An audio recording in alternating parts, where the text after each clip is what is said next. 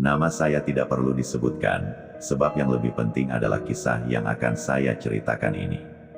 Kisah yang telah menjadi legenda di daerah Kalimantan, tentang bagaimana saya dan seorang rekan sempat hilang selama 2 tahun, bukan di dunia nyata, melainkan di sebuah dimensi lain yang tidak kasat mata.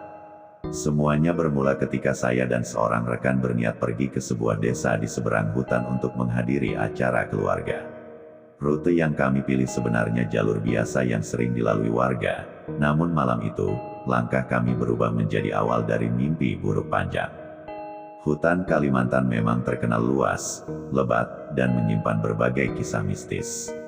Sejak kecil, saya sudah sering mendengar peringatan agar tidak melintas pada waktu tertentu. Namun, saya dan rekan saya terlalu meremehkan. Kami berangkat pada sore hari, menjelang matahari terbenam. Udara dingin, suara serangga mulai riuh, dan suasana hutan perlahan terasa menekan. Rekan saya, sebut saja namanya Budi, sempat berkata lirih, "Apa tidak sebaiknya kita tunda besok pagi saja?" Saya menggeleng, sebab menurut saya perjalanan hanya akan memakan waktu 2 jam, dan sebelum larut malam, kami pasti sudah sampai. Namun, langkah kami semakin jauh, pepohonan semakin rapat, dan jalur yang biasanya mudah dikenali, entah mengapa terasa asing. Awalnya, saya mengira kami hanya salah belok. Tapi semakin lama, suasana sekitar tidak masuk akal. Jalan yang seharusnya lurus kini bercabang aneh, dan suara-suara alam yang biasanya akrab terdengar, tiba-tiba hening.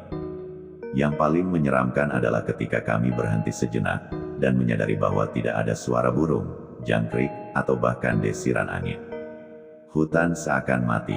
Budi menggenggam lengan saya, wajahnya tegang. "Kau dengar, tidak ada apa-apa, sepi sekali." Saya hanya bisa menelan ludah, mencoba tetap tenang meski dada mulai sesak. Kami melanjutkan perjalanan, berusaha mencari tanda-tanda jalur. Namun setiap langkah justru membawa kami semakin jauh dari kenyataan. Jam di tangan saya menunjukkan pukul 7 malam, tapi anehnya, cahaya langit seperti tidak berubah. Matahari seakan terjebak di senja yang sama. Semua terasa berulang, seperti berjalan dalam lingkaran. Kami melewati pohon besar dengan akar menjuntai setidaknya 3 kali, padahal kami terus berjalan lurus. Rasa takut mulai mendominasi. Saya mencoba menandai batang pohon dengan pisau kecil, namun beberapa menit kemudian, tanda itu muncul lagi di depan kami. "Apa kita tersesat di tempat yang sama?" tanya Budi dengan suara bergetar. Saya tak menjawab, karena keringat dingin sudah membanjiri pelipis saya. Kami memutuskan untuk duduk sejenak, mencoba berpikir. Tapi justru di saat itulah, terdengar suara langkah kaki dari kejauhan. Langkah itu berat, menyeret, dan semakin dekat. Namun ketika kami menoleh, tidak ada siapapun. Bulu kuduk saya berdiri. Hutan yang tadinya senyap kini seperti mempermainkan kami.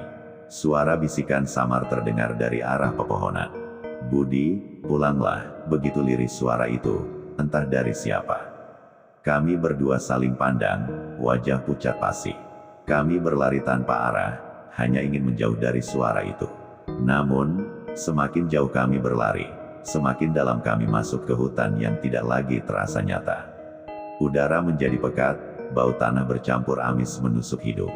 Pohon-pohon di sekitar kami tampak lebih tinggi, lebih gelap, dan bentuknya tidak wajar. Batang pohon seolah berliku, seperti wajah yang memandang. Beberapa terlihat seperti tubuh manusia yang membatu. Kami sadar, kami sudah bukan lagi di hutan yang sama. Seolah ada tirai yang menutup jalan pulang, membawa kami ke dimensi lain. Budi berteriak, memanggil nama orang tuanya, namun suara itu seperti ditelan udara. Tidak ada gema, tidak ada jawaban. Hari-hari berikutnya menjadi kabur dalam ingatan saya. Waktu berjalan aneh.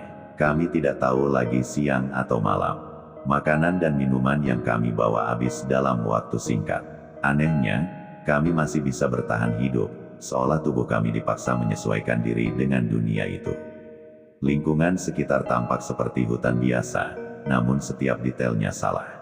Sungai yang jernih tidak pernah berhenti mengalir, langit senja tidak pernah berubah, dan kami tidak pernah mendengar suara hewan lagi. Yang ada hanyalah bisikan, kadang lirih, kadang keras. Kadang seperti suara orang yang kami kenal, kadang asing. Di satu malam yang panjang, saya bermimpi melihat kampung halaman saya. Tapi ketika mendekat, wajah orang-orang di sana tanpa mata, hanya tersenyum aneh. Budi semakin tidak stabil. Ia sering berbicara sendiri, bahkan menyapa sesuatu yang tidak terlihat. Saya mencoba menahannya, namun semakin lama, saya pun hampir kehilangan kewarasan. Setiap malam, ada cahaya merah samar di kejauhan, seperti obor. Namun ketika kami mendekat, cahaya itu menghilang. Kami hidup seperti itu entah berapa lama, hingga akhirnya saya sadar, kami telah berada di sana selama berbulan-bulan. Rambut saya mulai panjang, tubuh semakin kurus. Namun tetap, kami tidak mati. Budi kadang menangis, kadang tertawa tanpa alasan. Saya hanya bisa berusaha tetap sadar. Yang paling mengerikan adalah ketika kami bertemu sesuatu. Sosok tinggi, hitam, dengan wajah samar, berdiri jauh di antara pepohonan. Ia tidak bergerak, hanya menatap. Tapi tatapan itu seperti menembus jiwa, membuat saya ingin lari sejauh mungkin. Budi sempat mendekat, entah karena apa. Saya menariknya dengan sekuat tenaga. "Jangan!" teriak saya. Sosok itu perlahan menghilang, namun setelahnya, suasana semakin mencekam. Kami mendengar suara tangisan perempuan hampir setiap malam. Suara itu dekat, lalu jauh, lalu tiba-tiba tepat di telinga. Saya sering terbangun dengan perasaan ada yang duduk di samping saya. Nafas hangat terasa, tapi ketika menoleh, tidak ada apa-apa. Hari demi hari menjadi siksaan. Kami mencoba mencari jalan keluar, namun jalur yang kami tempuh selalu kembali ke tempat semula. Budi mulai menyerah. Ia berkata, "Mungkin kita memang tidak akan pernah pulang." Saya menamparnya, memaksanya untuk sadar. "Kita harus keluar, kita harus." Namun hati kecil saya pun ragu. Bagaimana mungkin keluar dari tempat yang tidak masuk akal ini? Hingga suatu hari, kami menemukan sesuatu yang berbeda, sebuah gubuk reot, berdiri di tengah hutan senja itu. Kami berlari mendekat, penuh harap. Namun semakin dekat, gubuk itu tampak rapuh, hampir runtuh, dan pintunya terbuka lebar. Aroma busuk menyengat dari dalam, seperti bangkai yang membusuk lama. Budi menutup hidungnya, namun tetap masuk. Saya terpaksa mengikutinya. Di dalam, ada kursi goyang tua, meja kayu patah, dan dinding penuh coretan tulisan asing. Dan di sudut ruangan, ada sesuatu yang bergerak.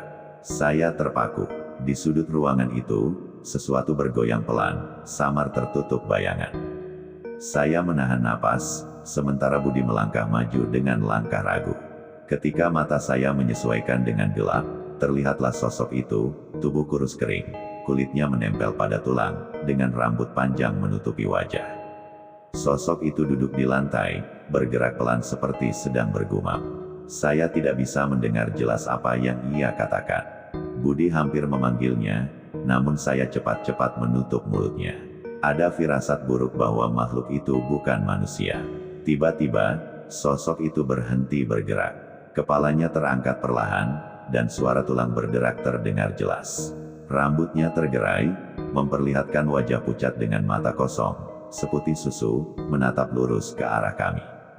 Saya dan Budi terdiam, jantung berdegup kencang, tubuh membeku seperti dipaku. Makhluk itu membuka mulutnya perlahan. Dari mulutnya bukan kata-kata, melainkan suara jeritan panjang yang melengking, membuat telinga berdenging. Dengan refleks, saya menarik Budi keluar dari gubuk itu. Kami berlari sekuat tenaga tanpa menoleh ke belakang. Namun ketika kami keluar, hutan di sekitar sudah berubah lagi. Pohon-pohon tampak lebih rapat, dan jalan yang tadi kami lalui menghilang. Budi terengah-engah. Apa yang barusan itu?" tanyanya dengan suara bergetar. Saya tidak menjawab, karena saya pun tidak tahu.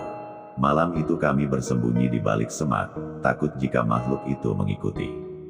Namun sepanjang malam, kami masih mendengar suara tangisannya, jauh tapi terasa dekat. Hari-hari setelah itu semakin suram. Waktu benar-benar kehilangan arti. Kami hanya berjalan, mencari jalan keluar, tapi kembali lagi ke tempat yang sama. Perut kami sudah tidak pernah lapar, tapi tubuh kami terus kurus. Itu membuat saya semakin yakin, kami bukan lagi berada di dunia manusia. Kadang saya melihat bayangan bergerak cepat di antara pepohonan. Ketika saya menoleh, hanya hutan kosong. Budi semakin sering berbicara sendiri, bahkan menertawakan sesuatu yang tidak ada. Saya mulai takut, jangan-jangan ia akan hilang akal sepenuhnya. Suatu kali, ia berkata, mereka mengajakku tinggal di sini. Katanya di sini lebih tenang. Saya mengguncangnya dengan marah. Tidak, kita harus pulang. Namun dalam hati, saya pun mulai merasakan godaan itu.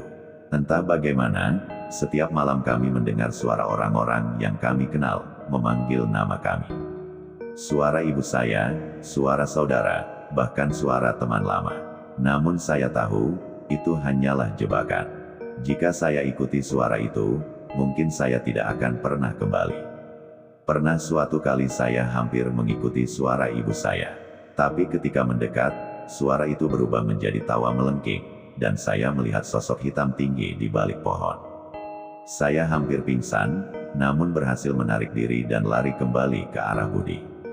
Semakin lama, saya merasa kami diawasi. Entah berapa pasang mata yang mengintai dari balik kegelapan hutan. Pada hari entah keberapa, kami menemukan jalan setapak kecil yang berbeda dari biasanya. Jalan itu tampak terang, seperti memantulkan cahaya samar. Budi ingin segera masuk, namun saya menahannya. Saya takut itu hanya jebakan lagi. Namun rasa penasaran mengalahkan ketakutan. Kami pun menapaki jalan itu perlahan, penuh waspada. Anehnya, jalan itu terasa lebih nyata. Suara dedaunan kembali terdengar, dan ada angin yang berhembus. Untuk pertama kalinya setelah sekian lama, saya merasakan udara segar. Namun kegembiraan itu tidak bertahan lama. Di ujung jalan, kami melihat sesuatu, sebuah gerbang kayu tua, penuh ukiran aneh yang tidak saya mengerti. Gerbang itu setengah terbuka, dan di baliknya, terlihat cahaya seperti fajar.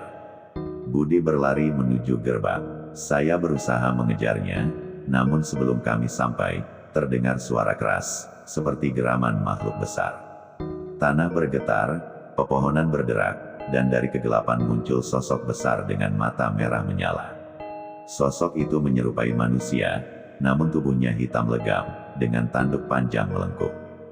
Ia berdiri di depan gerbang, menghalangi jalan kami.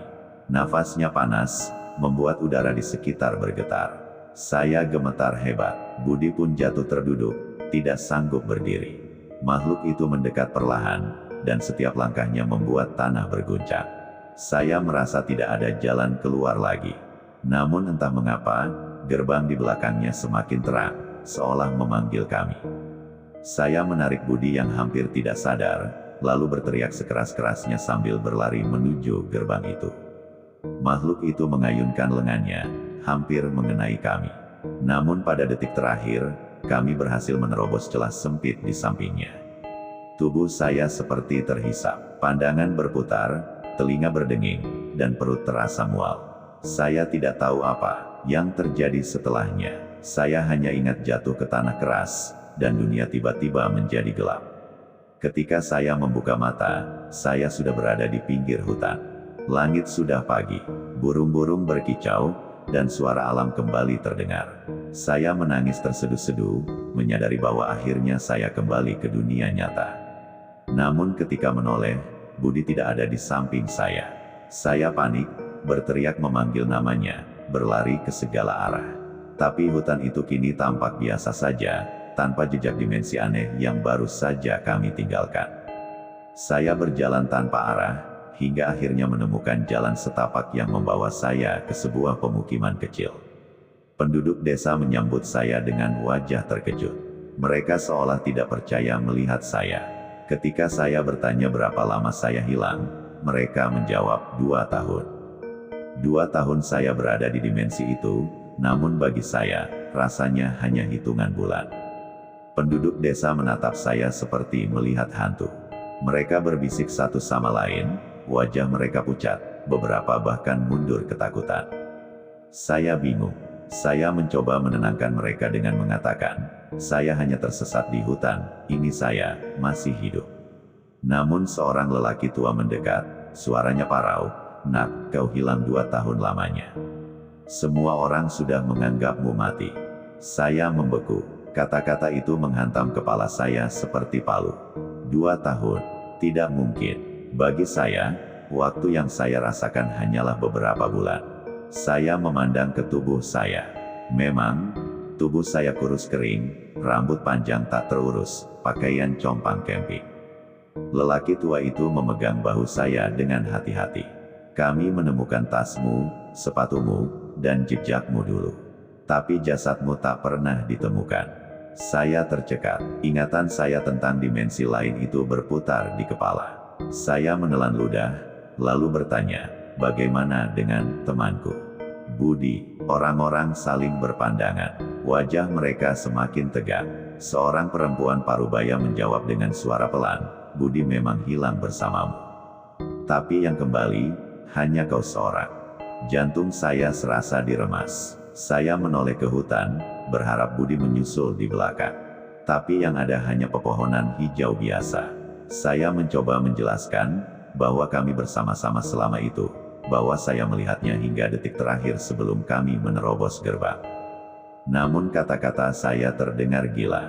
Penduduk hanya saling berbisik, beberapa menggeleng, beberapa bahkan menjauh. Malam itu, saya dipulangkan ke keluarga saya. Tangisan bahagia bercampur ketakutan menyelimuti rumah saya.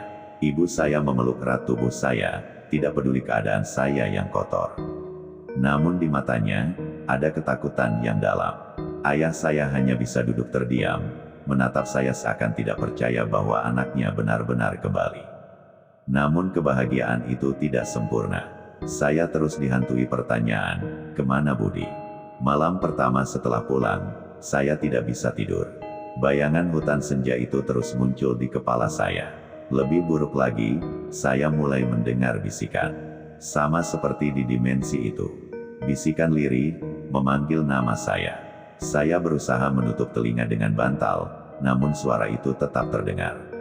Ketika saya menoleh ke sudut kamar, saya melihat bayangan hitam berdiri diam, mengawasi saya.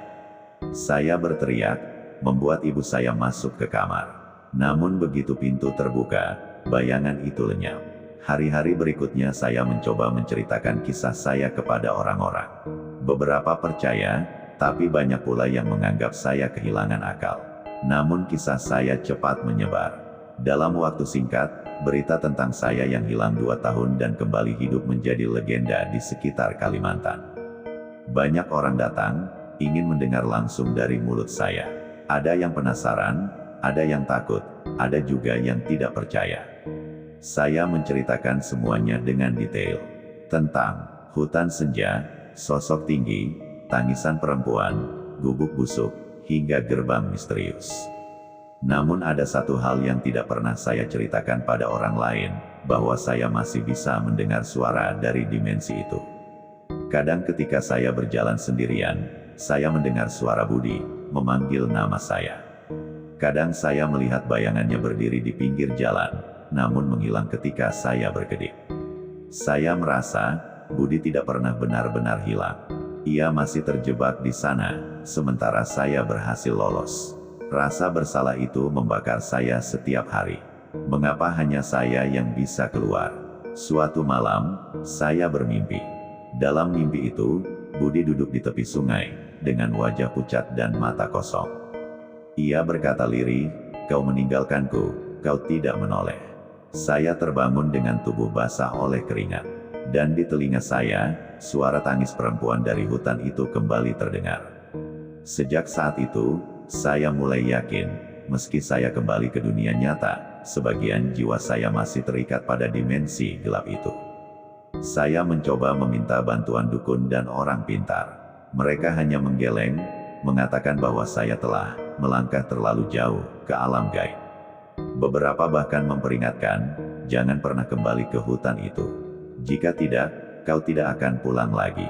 Namun saya tahu, suatu hari nanti, saya harus kembali. Saya tidak bisa meninggalkan Budi begitu saja. Hidup saya setelah itu berjalan seperti mimpi buruk. Orang-orang menganggap kisah saya legenda. Saya dianggap sebagai orang yang lolos dari hutan angker Kalimantan. Namun hanya saya yang tahu betapa nyatanya semua itu. Betapa rasa takut, lapar, dan hampa di dimensi itu benar-benar nyata. Kadang saya ingin melupakan semuanya, hidup normal seperti dulu. Tapi bisikan itu tidak pernah berhenti. Bisikan itu kadang terdengar di telinga kanan, kadang di telinga kiri.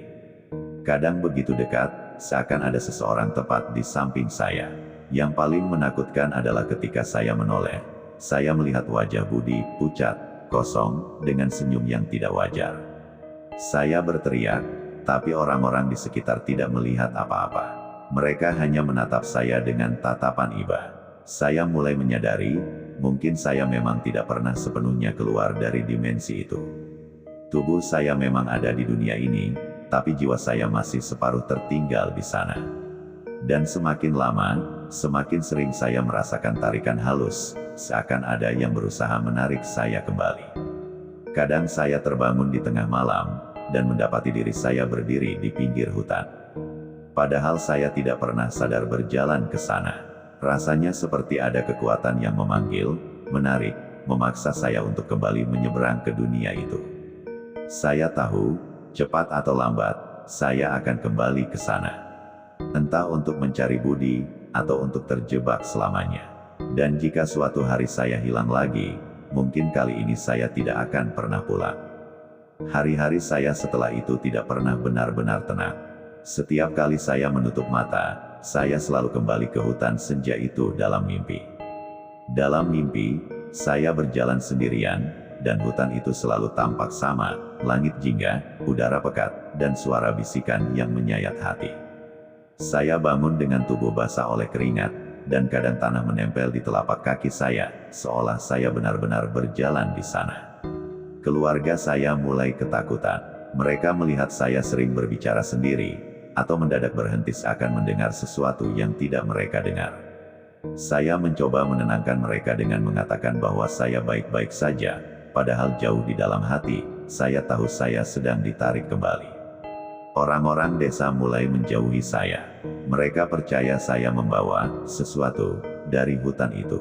Anak-anak kecil bersembunyi setiap kali saya lewat. Orang-orang dewasa berbisik, menyebut saya sebagai orang yang kembali tapi bukan sepenuhnya manusia. Setiap kali saya mendengar bisikan itu, dada saya semakin sesak.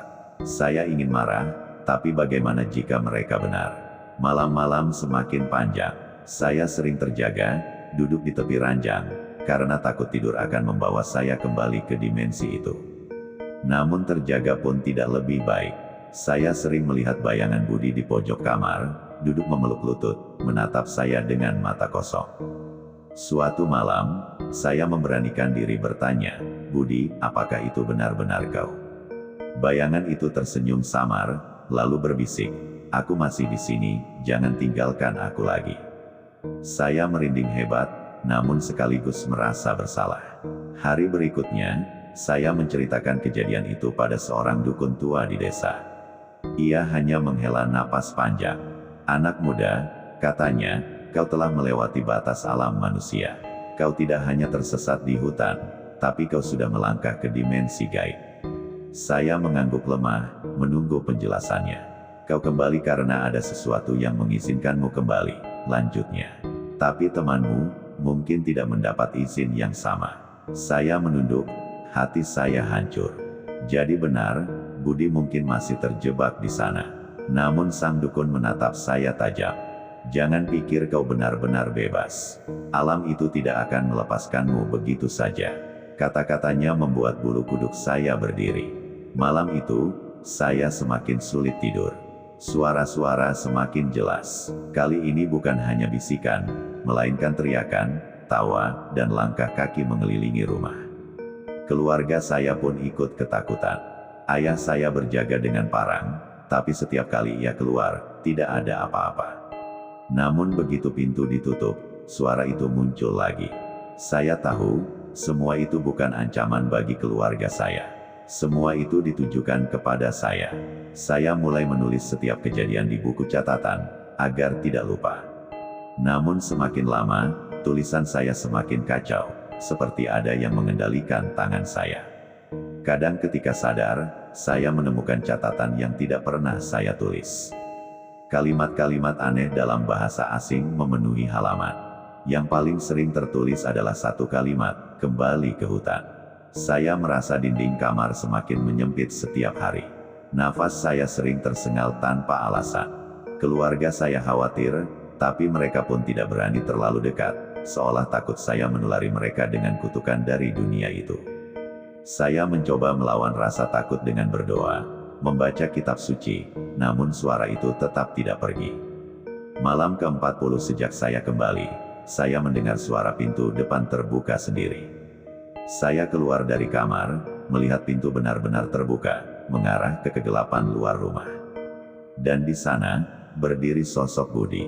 Tubuhnya pucat, pakaiannya masih sama dengan yang terakhir saya lihat, namun wajahnya tidak lagi manusia. Mata kosongnya menatap saya, senyum tipis terukir di wajahnya. "Ayo pulang," bisiknya lirih. Saya hampir melangkah, namun suara ibu saya memanggil dari kamar.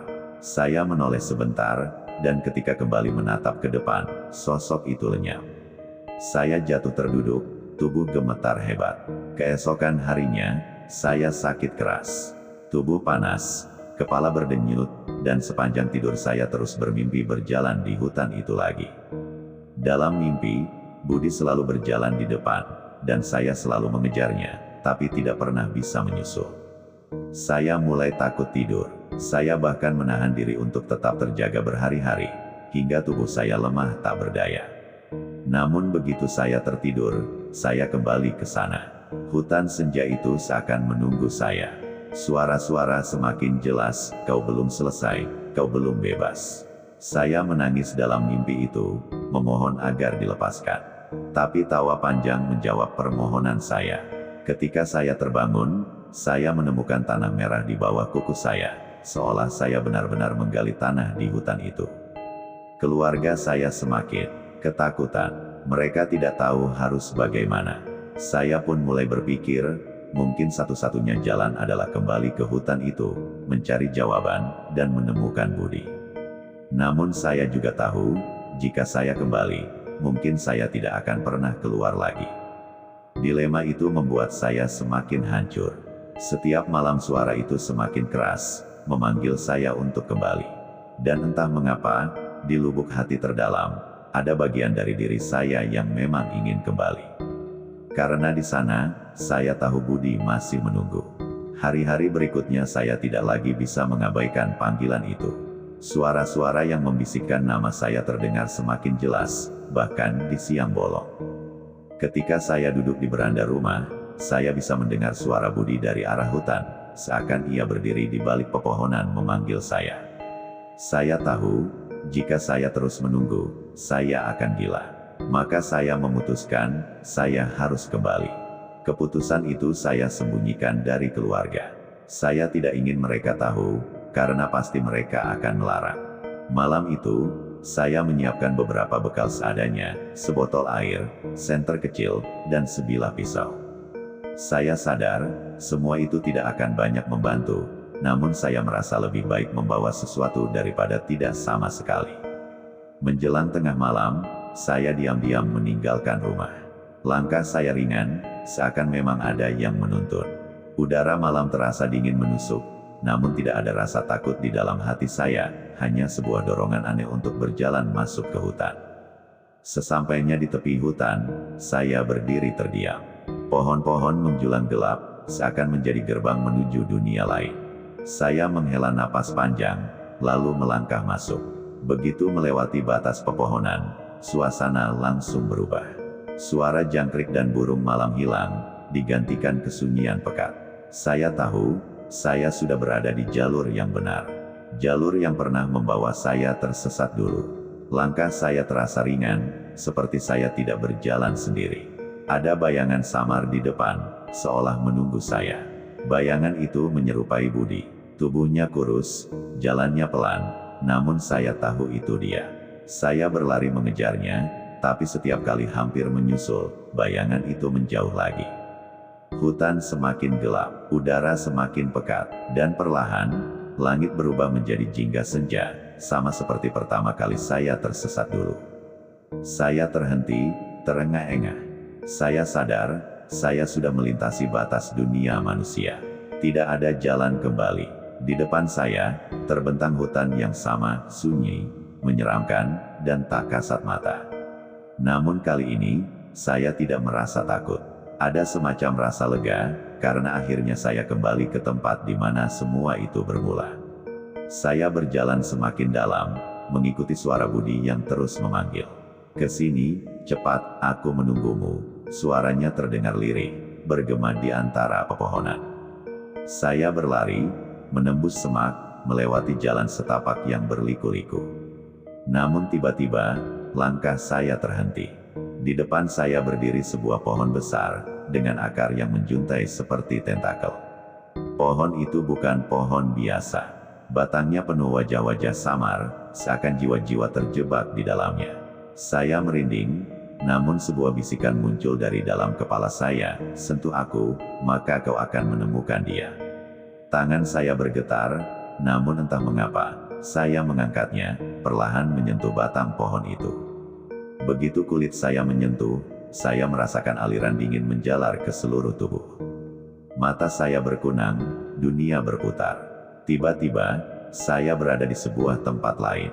Sebuah lapangan luas dengan tanah merah, langit gelap, dan cahaya bulan yang aneh.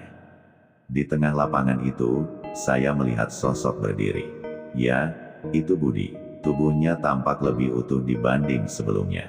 Ia tersenyum, namun senyum itu terasa ganjil. "Akhirnya kau datang," katanya dengan suara serak. Saya ingin berlari memeluknya, namun langkah saya berat, seakan ada yang menahan. "Budi, aku kembali untuk menjemputmu," kata saya lirih. Namun Budi hanya tersenyum tipis. "Tidak, kau tidak menjemputku. Kau kembali karena memang seharusnya kau di sini." Saya mengerutkan kening, bingung dengan ucapannya. Budi melangkah mendekat, dan semakin dekat, wajahnya semakin berubah. Matanya gelap, kulitnya pucat, dan senyumnya melebar tak wajar. "Aku tidak pernah pergi," katanya.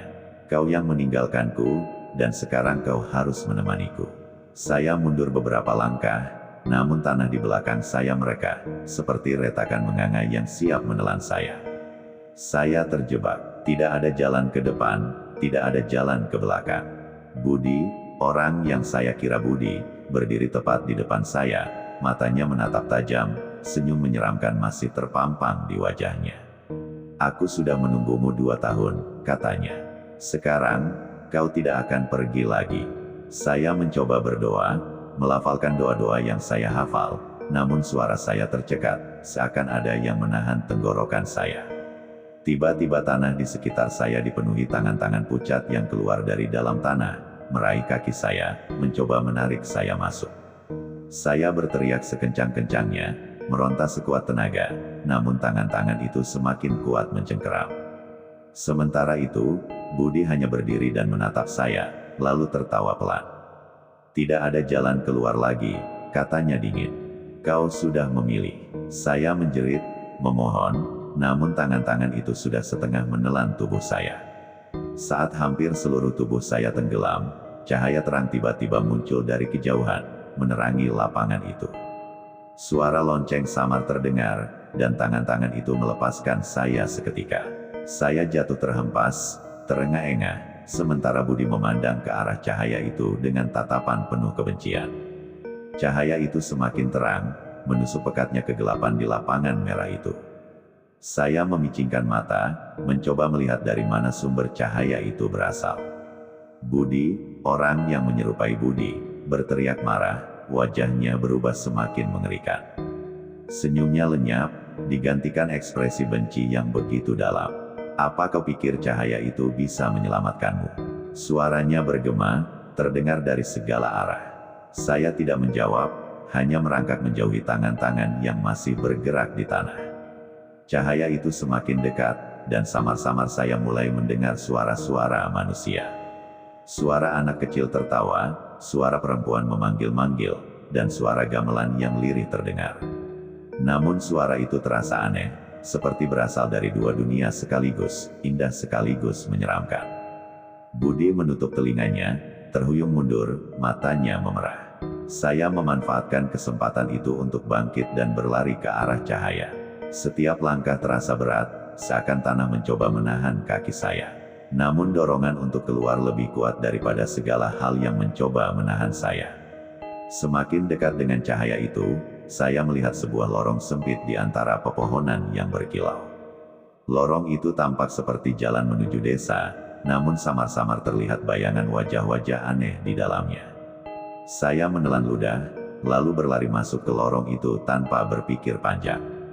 Begitu melewati lorong, tubuh saya terasa ringan, seolah-olah beban yang menindih saya selama 2 tahun terakhir hilang. Namun suara Budi masih terdengar dari belakang. "Kau tidak bisa meninggalkanku. Kau akan kembali. Aku janji." Suara itu begitu jelas, hingga membuat bulu kuduk saya berdiri meskipun saya terus berlari menjauh. Lorong itu semakin terang, hingga akhirnya saya keluar di sebuah tempat yang asing. Di depan saya, ada rumah-rumah kayu sederhana dengan lampu minyak yang menyala redup. Suara ayam berkokok terdengar, meskipun langit masih gelap. Saya terhuyung, nyaris jatuh, namun saya sadar, saya telah sampai di sebuah pemukiman. Beberapa orang keluar dari rumah, menatap saya dengan tatapan bingung. Mereka berbicara dalam bahasa daerah yang tidak saya mengerti sepenuhnya, namun ekspresi wajah mereka jelas, mereka terkejut melihat saya. Saya mencoba membuka mulut, namun suara saya serak, hanya keluar seperti bisikan. Seorang lelaki tua mendekat, menatap saya dari atas ke bawah, lalu menghela napas panjang. "Kau, dari mana?" "Sudah 2 tahun kami dengar ada orang hilang di hutan itu," katanya dalam bahasa Indonesia yang patah-patah. Saya terdiam, tubuh saya bergetar hebat. 2 tahun, benar-benar 2 tahun. Lelaki tua itu memanggil beberapa orang, dan mereka membantu saya berdiri. Saya dibawa masuk ke salah satu rumah, duduk di kursi kayu yang dingin. Seorang ibu memberikan saya segelas air, dan saya langsung meneguknya hingga habis. Air itu terasa begitu nyata, begitu berbeda dengan segala hal yang pernah saya rasakan di hutan. Saya menangis tanpa bisa ditahan. Semua beban, semua kengerian, tumpah dalam tangisan itu. Orang-orang di sekitar saya hanya menatap, sebagian berbisik-bisik, sebagian lagi terlihat takut. Mereka tahu saya bukan orang biasa yang hanya tersesat. Ada sesuatu yang lain di dalam diri saya. Lelaki tua itu duduk di depan saya, wajahnya serius. "Kau berhasil keluar, tapi sebagian dari mereka mungkin masih mengikutimu." Saya menatapnya bingung, tidak mengerti maksudnya. Ia melanjutkan, "Hutan itu bukan hutan biasa. Banyak yang hilang. Kau salah satu yang berhasil kembali, tapi tidak berarti kau bebas." Kata-katanya menusuk hati saya. Saya ingin percaya bahwa semua sudah berakhir, namun entah kenapa, di dalam hati kecil saya tahu ia benar. Bayangan Budi, suara tawa, bisikan-bisikan, semuanya masih ada, samar di telinga saya. Seolah-olah mereka menunggu kesempatan untuk menarik saya kembali. Namun malam itu, di pemukiman sederhana itu, untuk pertama kalinya setelah 2 tahun, saya bisa tidur di ranjang, meski dengan mimpi buruk yang menghantui. Dalam tidur saya, Budi muncul lagi. Ia berdiri di tepi ranjang, menatap saya dengan tatapan penuh benci. "Aku bilang, kau tidak bisa pergi," katanya lirih. Saya terbangun dengan keringat dingin, dada saya naik turun cepat. Namun ketika saya menoleh, tidak ada siapa-siapa di ruangan itu. Hanya suara angin malam yang berhembus di luar, dan bayangan pepohonan yang tampak bergerak-gerak di jendela. Pagi itu, suara ayam berkokok membangunkan saya. Untuk sesaat, saya merasa lega, seakan semua hanyalah mimpi buruk panjang. Namun ketika saya membuka mata, saya sadar saya masih berada di rumah kayu sederhana itu, dengan aroma kayu basah dan asap dapur yang menyengat. Seorang ibu masuk membawa semangkuk bubur hangat. "Makanlah, kau terlihat lemah," katanya dengan nada lembut. Saya tersenyum tipis dan mengangguk. Bubur itu saya makan perlahan, namun setiap suapan membuat saya merasakan kembali betapa lamanya saya tidak merasakan makanan nyata. Orang-orang desa menatap saya penuh rasa ingin tahu. Mereka tidak banyak bicara, namun bisik-bisik tentang saya terdengar di telinga. Aku dengar dia yang hilang 2 tahun lalu. Bagaimana bisa kembali? Jangan-jangan dia bukan manusia lagi. Bisikan-bisikan itu membuat saya tidak nyaman, namun saya mencoba mengabaikannya. Lelaki tua yang pertama kali menolong saya datang lagi. Ia membawa sebatang tongkat dan duduk di depan saya. "Anak muda," katanya, "kau harus segera meninggalkan hutan ini. Desa ini hanya tempat singgah. Kau tidak boleh tinggal lama." Saya menatapnya bingung. "Kenapa? Bukankah aku sudah keluar dari tempat itu?" Lelaki tua itu menghela napas berat. "Kau memang keluar, tapi mereka tidak melepaskanmu. Ada ikatan yang sudah terjalin." Saya merasakan dingin merambat di punggung. Kata-katanya mengingatkan saya pada wajah Budi di mimpi semalam. "Jika kau tinggal terlalu lama di sini," lanjutnya, "mereka akan menemukan jalan untuk menarikmu kembali." Saya terdiam, tidak tahu harus menjawab apa. Malamnya, saya duduk di beranda rumah itu, menatap hutan dari kejauhan. Bulan bersinar pucat, menerangi pepohonan yang tampak seperti barisan makhluk hitam. Tiba-tiba, saya mendengar suara langkah dari arah hutan. Pelan, teratur, semakin lama semakin jelas. Saya menegakkan tubuh, jantung saya berdegup kencang. Dari kegelapan, sosok samar muncul. Tingginya setara manusia, berjalan pelan mendekat. Ketika cahaya bulan mengenai wajahnya, saya tertegun. Itu Budi, namun wajahnya rusak, matanya hitam kosong, dan mulutnya ternganga seperti terjahit paksa.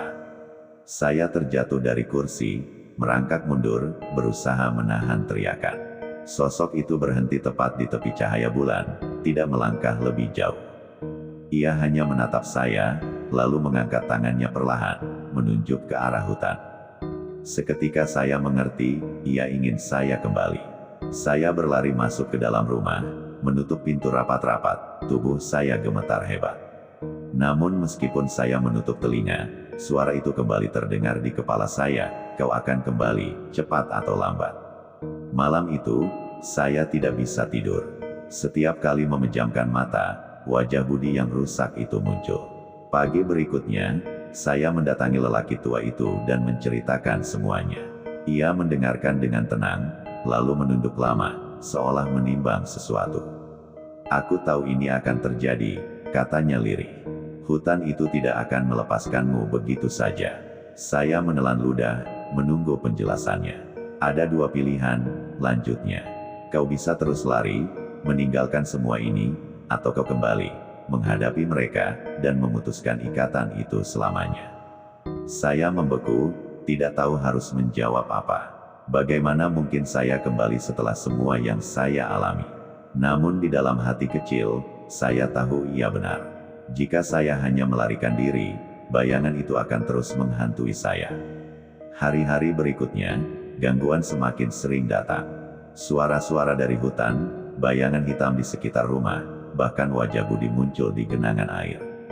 Setiap malam, saya dihantui mimpi buruk yang sama, tanah merah, tangan-tangan pucat, dan suara tawa Budi yang menjerit di telinga saya.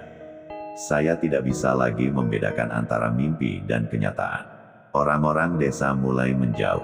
Mereka menganggap saya membawa malapetaka. Hanya lelaki tua itu yang masih mau berbicara dengan saya, memberi nasihat agar saya bersiap. "Jika kau ingin benar-benar bebas," katanya, "kau harus kembali ke tempat itu. Namun kali ini, kau tidak boleh takut." Kata-kata itu menghantui pikiran saya siang dan malam. Sampai akhirnya, pada suatu malam, saya melihat sesuatu di tepi hutan, cahaya samar, seperti obor, bergerak perlahan di antara pepohonan. Saya tahu, itu adalah panggilan terakhir. Saya tidak bisa terus bersembunyi. Jika saya tidak menghadapi ini, saya akan tetap terjebak dalam teror selamanya. Dengan tekad yang goyah, saya bangkit, meraih pisau yang pernah saya bawa, dan melangkah menuju hutan. Udara malam semakin dingin, dan suara jangkrik mendadak hilang, digantikan kesunyian menekan. Pepohonan berdiri seperti penjaga hitam, mengawasi setiap langkah saya. Ketika saya sampai di tepi hutan, saya berhenti sebentar, menatap gelap pekat di depan. Lalu, dengan napas tertahan, saya melangkah masuk, siap menghadapi apapun yang menunggu saya di dalam. Begitu saya melangkah masuk, suasana berubah drastis. Udara yang tadinya dingin menjadi berat, seperti ada kabut tipis menekan dari segala arah.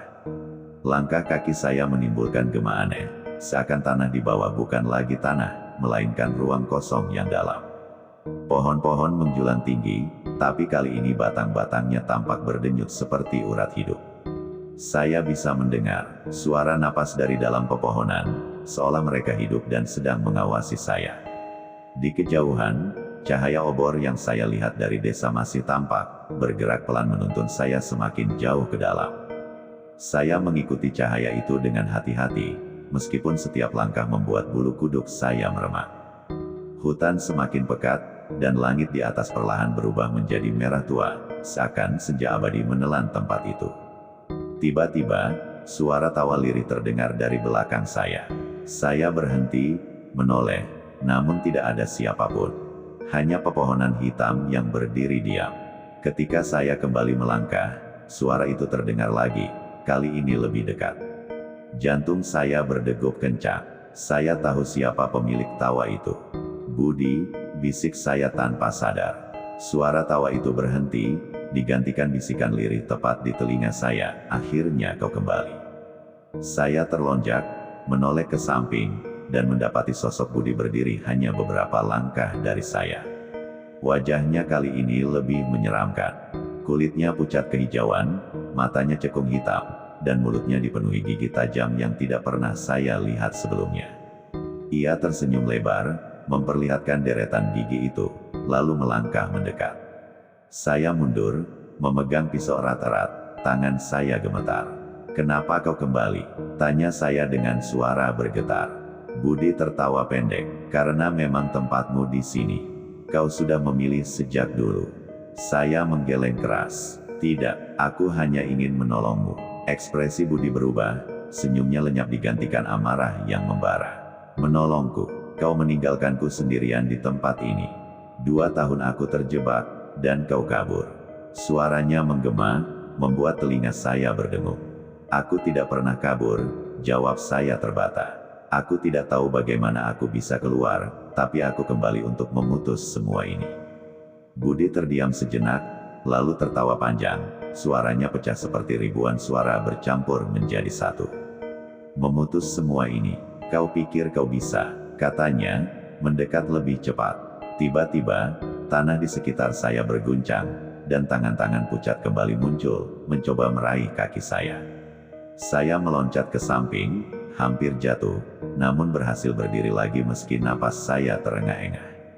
Budi berjalan pelan ke arah saya, setiap langkahnya meninggalkan jejak darah di tanah merah itu.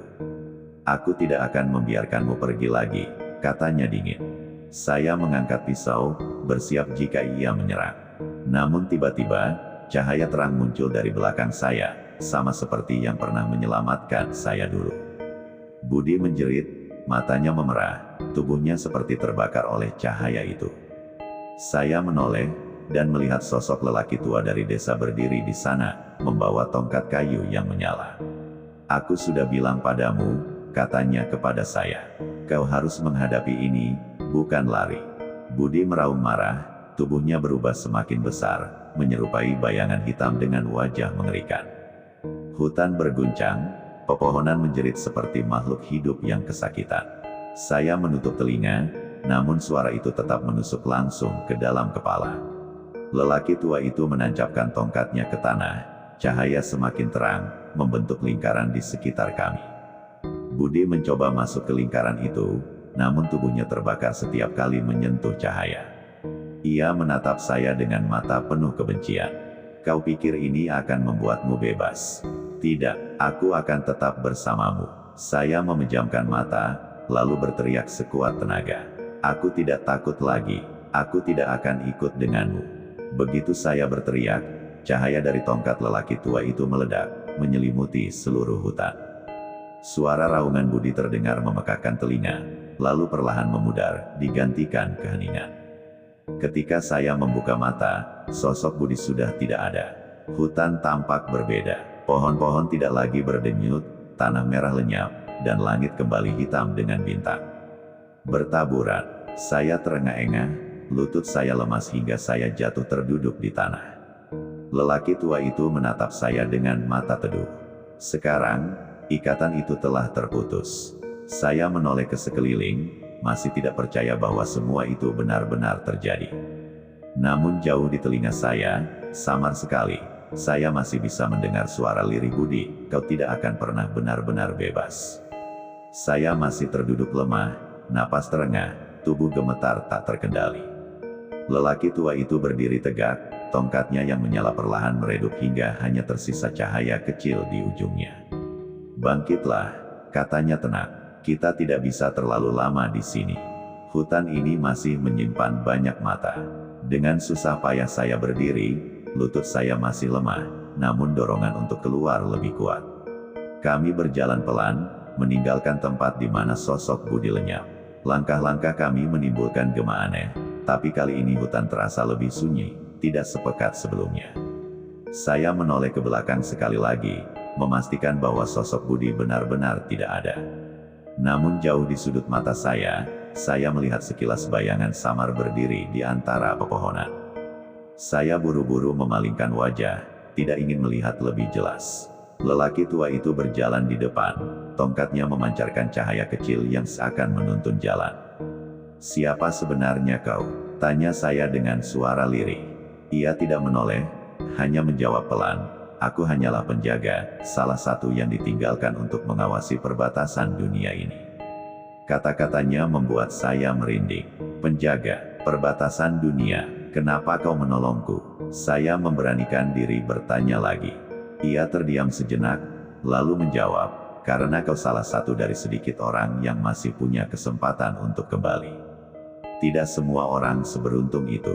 Ucapan itu membuat ingatan saya kembali ke Budi, dan rasa bersalah menyesakkan dada saya. Kami terus berjalan, hingga perlahan suara jangkrik mulai terdengar kembali. Udara menjadi lebih segar, tidak seberat sebelumnya. Langit yang tadinya gelap pekat mulai menampakkan cahaya rembulan yang nyata, bukan ilusi. Saya bisa merasakan, kami sudah semakin dekat dengan batas hutan. Namun tiba-tiba, angin dingin berhembus kencang, membawa serta bisikan-bisikan aneh. Bisikan itu jelas, suara Budi. "Kau pikir kau bebas? Aku tetap bersamamu." Saya berhenti, menoleh ke kanan dan kiri, namun tidak ada siapapun. Lelaki tua itu menoleh sekilas. "Jangan dengarkan. Itu hanya sisa ikatan yang mencoba bertahan." Saya mengangguk, mencoba melanjutkan langkah meski bulu kuduk saya berdiri. Semakin dekat ke tepi hutan, semakin jelas suara ayam berkokok dan gonggongan anjing dari arah desa. Harapan tumbuh di dalam dada saya, meski masih dibalut rasa was-was.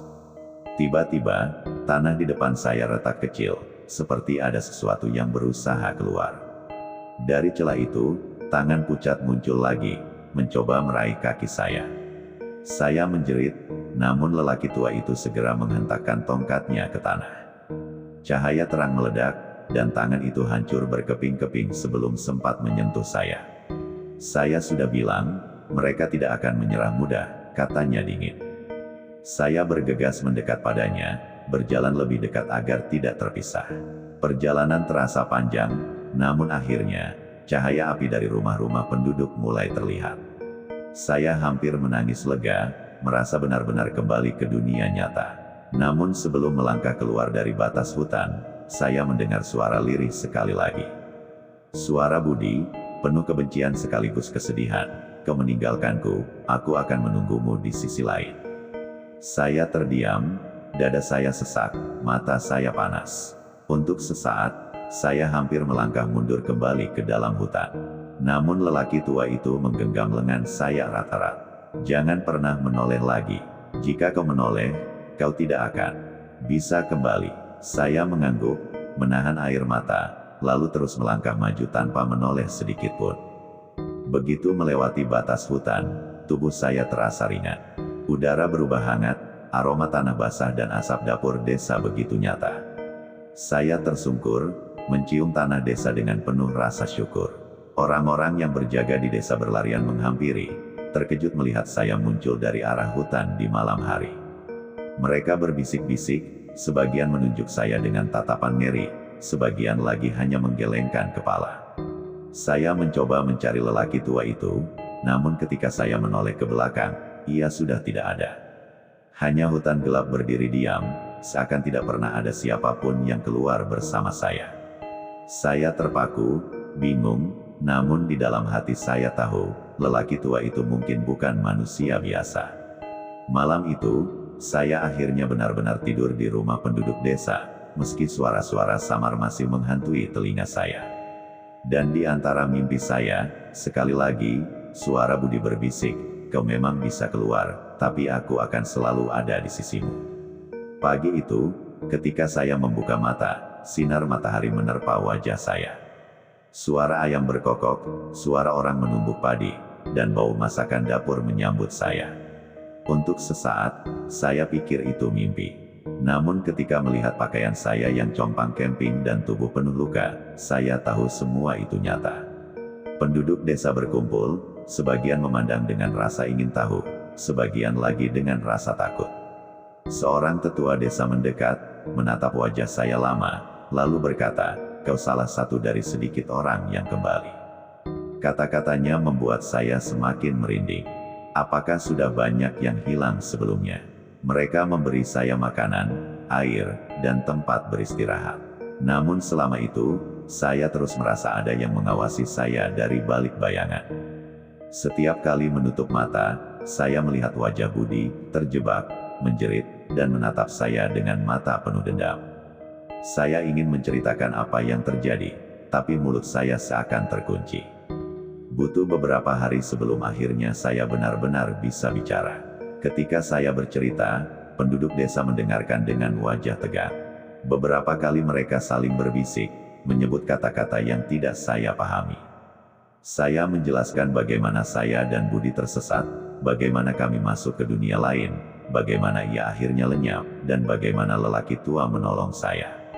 Tetua desa hanya mengangguk pelan, lalu berkata, "Itulah hutan yang menelan jiwa. Tidak semua bisa kembali. Kau harus banyak bersyukur." Saya mengangguk, meski rasa bersalah pada Budi masih menusuk hati saya. Hari-hari berikutnya, kabar tentang saya menyebar cepat ke desa-desa lain. Orang-orang datang hanya untuk mendengar kisah saya secara langsung. Saya menceritakan dengan runtut, dari awal hingga akhir, meski beberapa bagian saya simpan sendiri. Semakin lama, kisah ini menjadi semacam legenda. Ada yang percaya, ada yang menganggap saya berbohong. Namun satu hal yang tidak bisa saya bantah, saya memang hilang selama 2 tahun. Tubuh saya membuktikannya, kurus kering, dengan luka-luka aneh yang tidak bisa dijelaskan secara medis. Keluarga saya yang sudah menganggap saya mati terkejut ketika saya kembali. Tangis mereka pecah, namun sekaligus rasa takut tergambar di wajah mereka.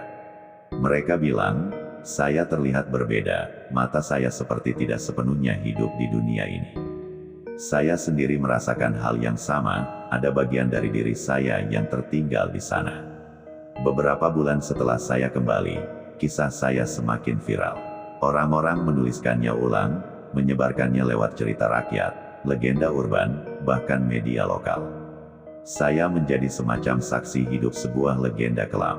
Namun semakin banyak saya menceritakan, semakin kuat suara Budi terdengar di telinga saya. Setiap kali malam tiba, bisikan itu makin jelas. Kadang terdengar dari dalam rumah, dari sudut gelap, atau bahkan dari cermin. "Kau tidak pernah benar-benar bebas," begitu katanya. Saya berusaha mengabaikan, tapi semakin diabaikan, semakin keras suara itu terdengar. Pernah suatu malam saya bangun, mendapati pintu rumah terbuka sendiri. Di luar, saya melihat bayangan samar berdiri di bawah pohon, tubuhnya mirip Budi, hanya lebih kurus dan hitam. Saya menutup pintu rapat-rapat, berdoa sekuat tenaga, hingga fajar menyingsing. Hari demi hari saya hidup dalam ketakutan. Meskipun saya kembali ke dunia nyata, saya tahu ada sesuatu yang ikut pulang bersama saya. Sesuatu yang tidak bisa saya lepaskan. Orang-orang terus menanyakan kisah saya, dan saya tetap menceritakannya, meski dalam hati saya menyesal. Karena setiap kali saya mengulang cerita itu, suara Budi semakin nyata. Seolah-olah dengan saya menceritakan ulang, saya membuka kembali jalan bagi dirinya. Kini, bertahun-tahun setelah semua itu, kisah saya sudah menyebar luas. Banyak yang menjadikannya cerita rakyat, legenda urban, bahkan bahan konten. Tapi sedikit yang tahu, setiap kali nama Budi disebut, setiap kali kisah ini dibacakan, saya selalu merasakan hawa dingin merayap di leher saya. Seolah ia mendekat, menunggu, mencari celah untuk menarik saya kembali. Saya bisa keluar dari hutan itu. Saya bisa kembali ke pemukiman. Namun bayangan Budi, bayangan dunia lain, akan selalu ada di sekitar saya, menunggu saat saya lengah. Dan ketika tiba waktunya, mungkin saya tidak akan bisa kembali lagi.